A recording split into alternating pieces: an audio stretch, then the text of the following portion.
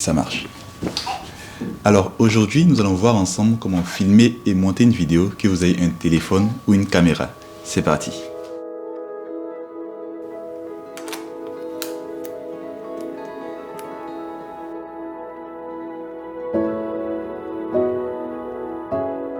J'ai toujours été cette personne qui, lorsqu'il y avait des anniversaires, se désignait pour faire des montages vidéo avec des photos d'époque et une musique de fond. Et c'est quelque chose que j'ai toujours aimé. Et c'est comme ça que j'ai commencé dans l'univers du montage vidéo. Et c'est en 2018 que j'ai découvert l'univers des vidéos de voyage et de tourisme. Et ça m'a vraiment motivé et c'est ce qui m'a poussé à passer le pas et acheter ma première caméra.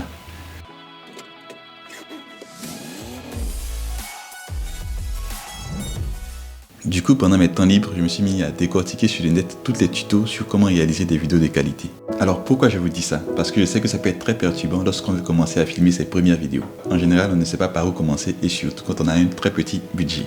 Alors dans cette vidéo, je vais vous partager quelques astuces qui vont vous permettre de vous lancer.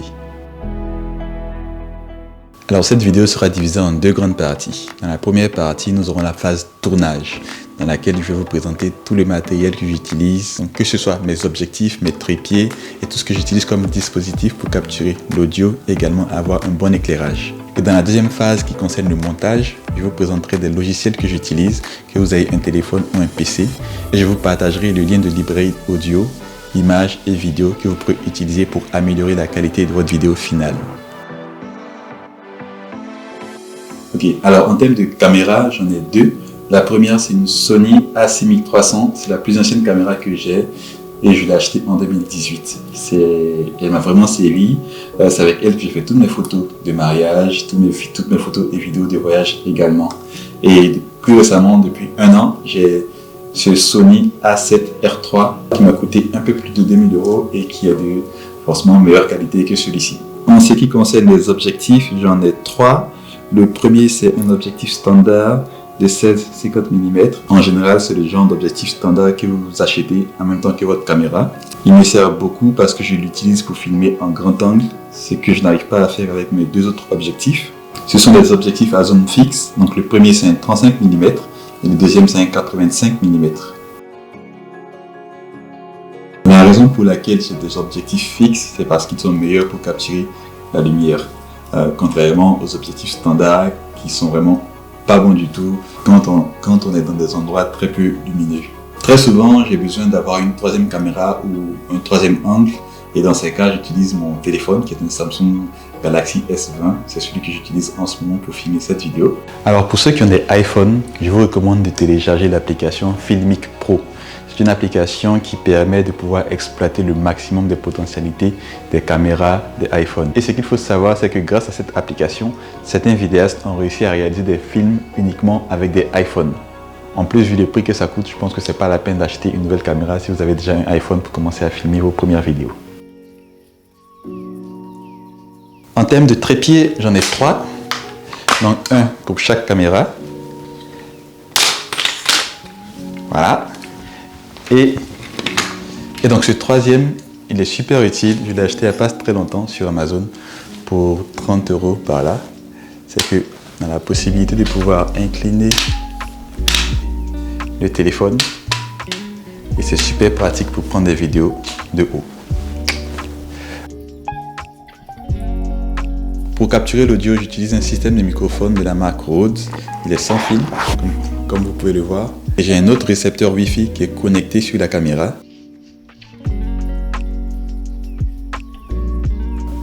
Et c'est comme ça qu'ils interagissent pour pouvoir capturer l'audio.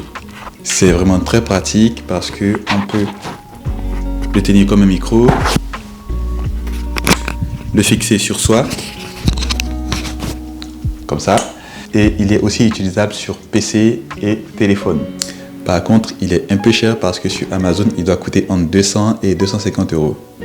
Voici un autre dispositif audio que je voudrais vous présenter. Il ne coûte pas très cher, autour de 40 à 50 €, que vous pourrez brancher directement sur votre caméra ou sur votre téléphone, de cette manière.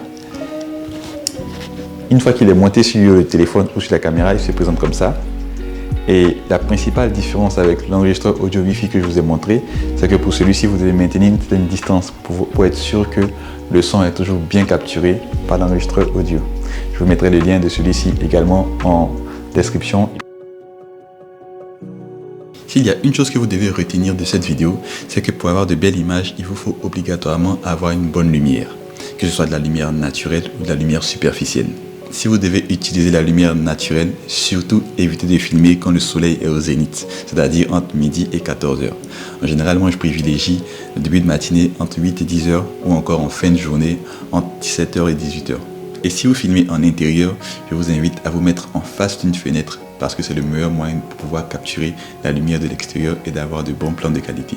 Maintenant que j'ai dit ça, en ce qui concerne les lumières artificielles, moi j'ai commencé en achetant un set à 60 € sur Amazon. Il était constitué de 2 trépieds avec 2 ampoules, plus 2 parapluies. Et c'est avec ça que je me débrouillais pour faire mes éclairages vidéo. Et aujourd'hui, j'utilise une lumière professionnelle qui a un très bon rapport qualité-prix. C'est le Amran 200D.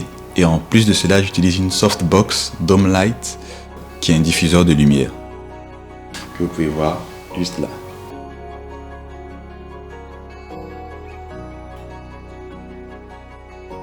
Et enfin, le dernier matériel que j'utilise, c'est une application qui permet de se connecter à votre appareil photo pour voir en temps réel les images qu'il affiche. Et de cette manière, je peux m'assurer que je suis bien cadré à l'écran.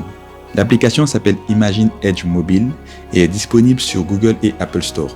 Par contre, elle ne fonctionne que sur les appareils photo de la marque Sony. Donc, si vous souhaitez avoir un moniteur supplémentaire, vous pouvez soit en acheter un ou connecter votre caméra à un écran d'ordinateur. Alors avant de passer à la deuxième phase de cette vidéo, j'aimerais juste vous dire que si c'est le cas, de ne pas vous sentir intimidé par tout le matériel que je vous ai présenté. Vous n'avez pas besoin de tout ça si vous voulez créer vos premiers films. C'est juste que moi, j'ai eu l'occasion de pouvoir accumuler ce matériel au fil des années. Et sachez que quand j'ai commencé, je n'avais qu'un seul téléphone et c'est avec celui-ci que je faisais toutes mes vidéos. Donc il n'y a pas de raison que vous aussi, vous ne puissiez pas en faire de même. Si vous souhaitez vous améliorer sur la qualité de vos vidéos, il est extrêmement important que vous vous renseigniez sur comment composer une image. Dans le cadre de vidéos YouTube par exemple, il y a 3 principes que moi j'aime bien respecter.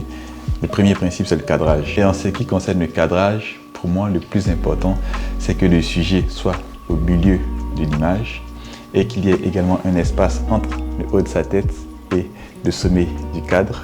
Et pourquoi est-ce que je le fais? Parce que ça crée un sentiment d'inconfort lorsque le sujet n'est pas parfaitement cadré dans une image. Et le deuxième aspect, c'est la symétrie.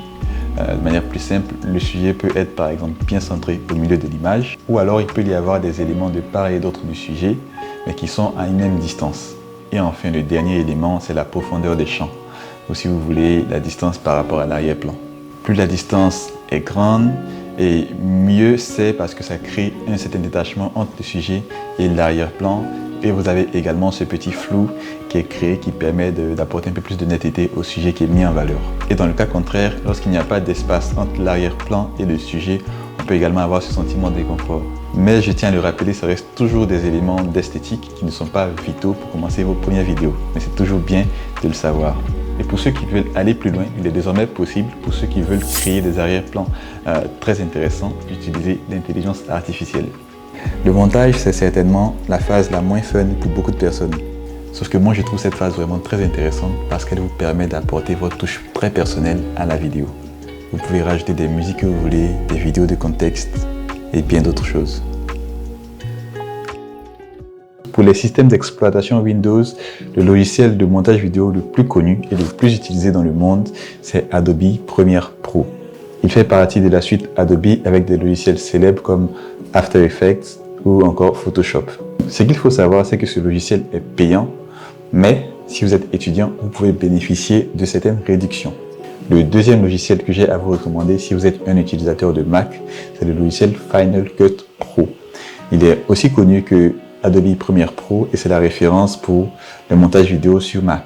Et maintenant, le tout dernier logiciel qui vient concurrencer ces deux grosses mastodontes, c'est DaVinci Resolve. Pourquoi? Parce que c'est un logiciel qui est gratuit et qui offre à la fois les fonctions d'After Effects et de Premiere Pro dans un seul logiciel. Mais en plus de cela, il vous permet de mieux ajuster la couleur de vos vidéos. Mais disons-nous la vérité, c'est simplement parce qu'il est gratuit. Monter une vidéo n'est pas forcément la chose la plus simple à faire. C'est donc pour cette raison que je vais vous montrer, exemple à l'appui, toutes les différentes étapes de montage de vidéos. On peut diviser ces étapes en 6 parties. Alors la première étape, c'est l'organisation du dossier de montage. Ce que j'ai l'habitude de faire, c'est de créer un dossier par projet vidéo. Et ce dossier doit contenir des sous-dossiers. Un pour les rushs vidéo, un deuxième pour les vidéos d'illustration qu'on appelle B-roll, un autre pour l'audio qui va intégrer la musique que je vais utiliser et les effets sonores, un avant-dernier pour les images d'illustration et un dernier pour ce que je vais appeler dossier d'exportation qui va intégrer la vidéo finale. La deuxième étape consiste à ouvrir votre logiciel vidéo et à importer tous les rushs vidéo. Les rushs, en fait, c'est toutes les scènes principales de votre vidéo finale. Pour cet exemple, je vais utiliser Adobe Premiere Pro et je vais glisser tous les dossiers que j'ai déjà créés précédemment dans le panneau d'importation. Une fois tous les dossiers importés, la première chose à faire va consister à découper vos vidéos principales à l'aide de l'outil ciseaux ou cut. Dans cette étape, l'objectif sera de supprimer tous les passages inutiles et de conserver que les meilleurs plans. Une fois qu'on a fini cette étape, nous allons maintenant ajouter tous les éléments additionnels pour améliorer la qualité de notre vidéo. On va commencer par ajouter les vidéos d'illustration ou encore appelées les B-roll. Ça peut être soit des vidéos de vous ou des vidéos prises sur internet ou sur des bibliothèques spécialisées. Et moi je connais une bibliothèque d'images et de vidéos d'illustration entièrement gratuite que je vous recommande. Elle s'appelle Pexel.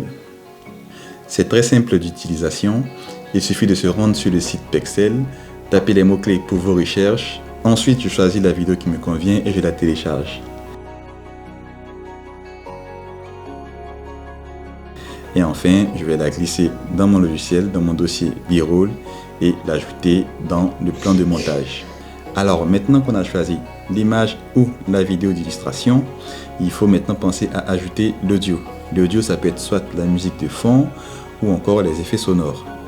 Pour l'audio, j'ai 3 sources de référence, c'est 2 sites web et la librairie audio de YouTube. Les sites web, c'est artlist.io ou encore Epidemic Sounds. Personnellement, la majeure partie des musiques que j'utilise proviennent de artlist.io. Et l'avantage avec cette plateforme, c'est que vous pouvez choisir les musiques en fonction du genre ou du mood global que vous voulez apporter à votre vidéo. Par exemple, vous pouvez choisir des musiques épiques, comme celle-ci.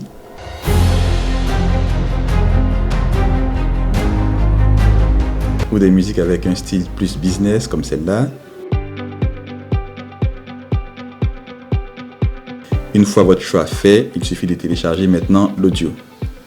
Par contre, Artlist et Epidemic Sound sont des plateformes payantes. Et si vous souhaitez des plateformes gratuites, je vous recommande d'utiliser la bibliothèque de YouTube par exemple. Je rajoute maintenant l'audio que j'ai téléchargé dans la galerie gratuite de YouTube, dans mon plan de montage, et j'ai maintenant une vidéo qui est prête pour emploi.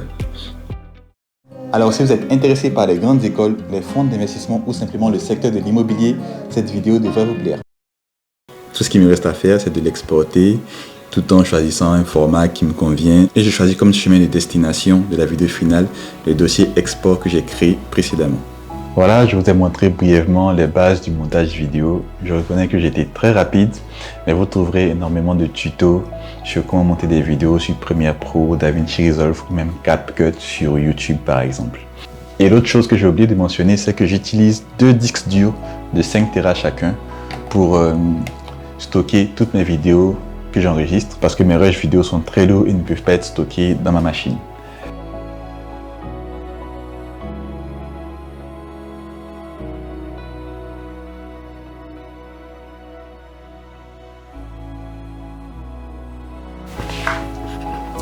Eh bien, j'espère que cette vidéo vous aura plu. S'il y a une chose que vous devez retenir, c'est que votre message est la chose la plus importante.